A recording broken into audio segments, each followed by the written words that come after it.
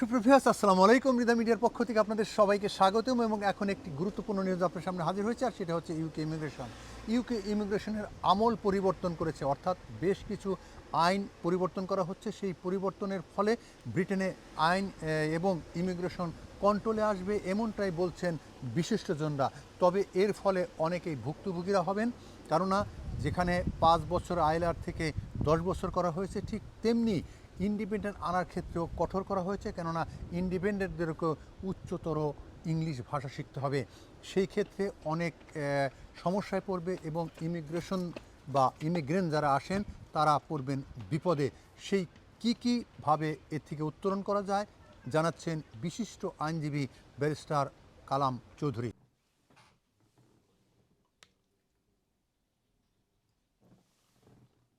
নতুন যেটা বর্তমান সরকার হোয়াইট পেপার যেটাকে আমরা বলি পার্লামেন্টে নিয়ে এসেছেন, এবং সেই হোয়াইট পেপারের মধ্যে বেশ কিছু উল্লেখযোগ্য পরিবর্তন আসতেছে ইমিগ্রেশনে।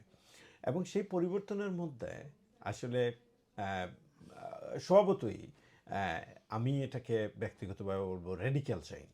এই রেডিক্যাল চেঞ্জ এই জন্য বলবো, সাবস্টেন্সিয়াল চেঞ্জ এই জন্য বলবো, কারণ এইখানে অনেকগুলো খড়গ চলে আসতে পারে আমাদের ইমিগ্রেন্ট কমিউনিটির উপরে।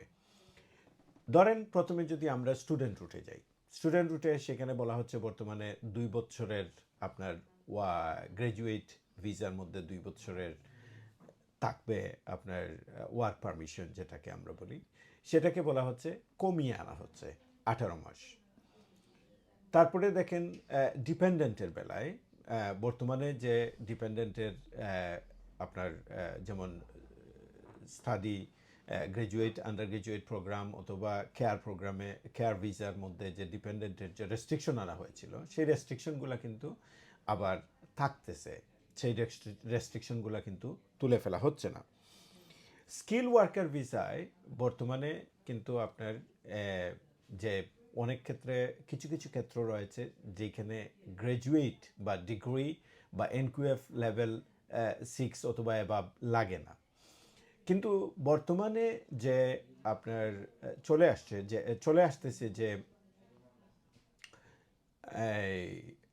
ওয়ার্ক ভিসার মধ্যে এই রেস্ট্রিকশনে বলা হচ্ছে যে গ্র্যাজুয়েট লেভেলের জব হতে হবে, অর্থাৎ ওয়ার্ক পারমিটে গ্র্যাজুয়েট লেভেলের নিচে আসবে না।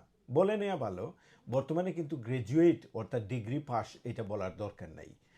আপনার যদি এক্সপিরিয়েন্স থাকে সেটা কাভার হতে পারে।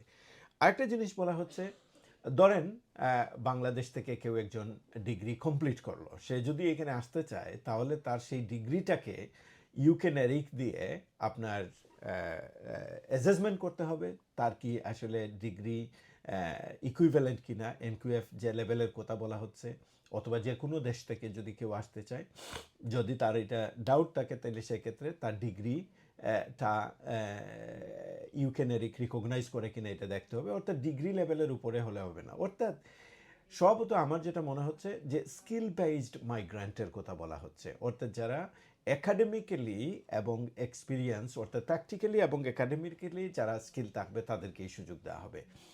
ইংলিশ ল্যাঙ্গুয়েজ ধরেন আমরা যদি পার্ট বাই পার্ট আলাপ করি, বর্তমানে B1 ইংলিশ ল্যাঙ্গুয়েজের কথা বলা হচ্ছে। B1টা সাধারণত কভার করে 4.5 থেকে 5 পর্যন্ত, এইরকম ব্যারোমিটার IELTS এর। এখানে বলা হচ্ছে হয়তো B2 লাগবে, অর্থাৎ আরও 5 বা 5.5 বা 5.5-এর উপরে থাকতে হবে। এবং এটা কিন্তু আগের মতোই থাকতেছে, অর্থাৎ কম্পোনেন্ট এভরি কম্পোনেন্টে আপনাকে পেতে হবে, গড়ে হলে হবে না যেটা সাধারণত। আরেকটা বিষয় হলো যে যারা ডিপেন্ডেন্ট আসবে ওয়ার্ক পারমিটের ক্ষেত্রে, বর্তমানে কিন্তু আমরা দেখতেছি মনে করেন স্টুডেন্ট ডিপেন্ডেন্ট বা ওয়ার্ক পারমিট ডিপেন্ডেন্ট, এদের কিন্তু ইংলিশ ল্যাঙ্গুয়েজ লাগে না। অর্থাৎ যদি মেইন অ্যাপ্লিকান্টের ইংলিশ ল্যাঙ্গুয়েজ অথবা ওয়ার্ক কস্ট যদি উনি পেয়ে যান, ডিপেন্ডেন্ট চলে আসতে পারে। বাট নতুন যে নিয়মে বলা হচ্ছে সবার জন্য ইংরেজি বাধ্যতামূলক। ওকে, শুধু এটা বলা হয়নি, বলা হচ্ছে যে ডিপেন্ডেন্ট রিলেটিভ যারা সাধারণত এক্সেপশনাল সার্কামস্টান্সেসে ডিপেন্ডেন্ট রিলেটিভদেরকে আপনার এই দেশে এন্ট্রি দেওয়া হয়। যেমন ধরেন আপনার বয়স্ক মা বাবা ভাই বোন, অথবা মনে করেন যে ইল রিলেটিভ যারা আছে তারা সাধারণত ডিপেন্ডেন্ট রিলেটিভের আন্ডারে অ্যাপ্লিকেশন করতে পারেন। সেই ক্ষেত্রে বলা হচ্ছে যে তাদেরকেও ইংরেজি পাস করতে হবে। এবং এইখানে বলে নেওয়া ভালো, এখনো পর্যন্ত 65-এর উপরে লাগবে কিনা সেটা বলে নেই, বাট 18 থেকে 65-এ আপাতত আসলে লাগে না, কারণ এদেরকে একটা ভুলনারেবল ক্যাটাগরির মধ্যে সাধারণত ফেলে দেওয়া হয় এবং সেখানে বলা হচ্ছে তাদেরও লাগবে।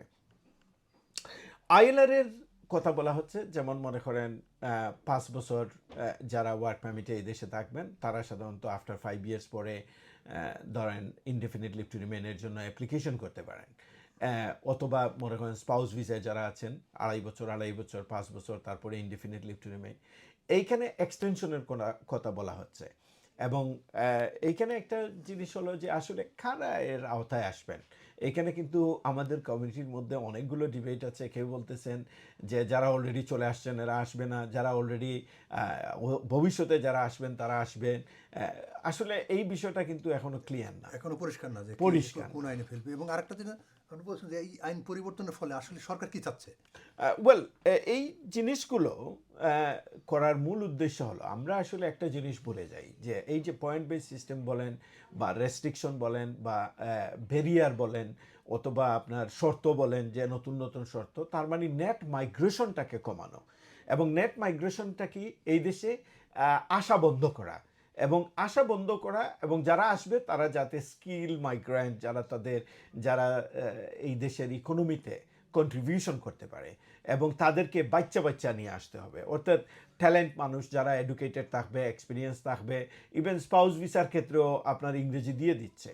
এই জন্য দিয়ে দিচ্ছে কারণ ইংরেজি যদি তার জানা থাকে সে আসলে কন্ট্রিবিউশনটা ইজিলি করতে পারে। এই আইনটা করার মূল উদ্দেশ্য হলো যে মানুষকে ডিটারেন্ট, অর্থাৎ মানুষকে নিরুৎসাহিত করা। অতি সহজে আপনি এখানে সেটেল হতে পারবেন না, অথবা আপনার যদি আপনি প্রতিটা পদে যদি সঠিক মানে আপনি যদি সঠিকভাবে যদি আপনি না আসেন বা না থাকেন তাহলে যে কোনোভাবেই আপনি আসলে বিড়ম্বনার সম্মুখীন হবেন। এই মেসেজটা দেওয়ার জন্য মূলত এই আইনটা করা হচ্ছে।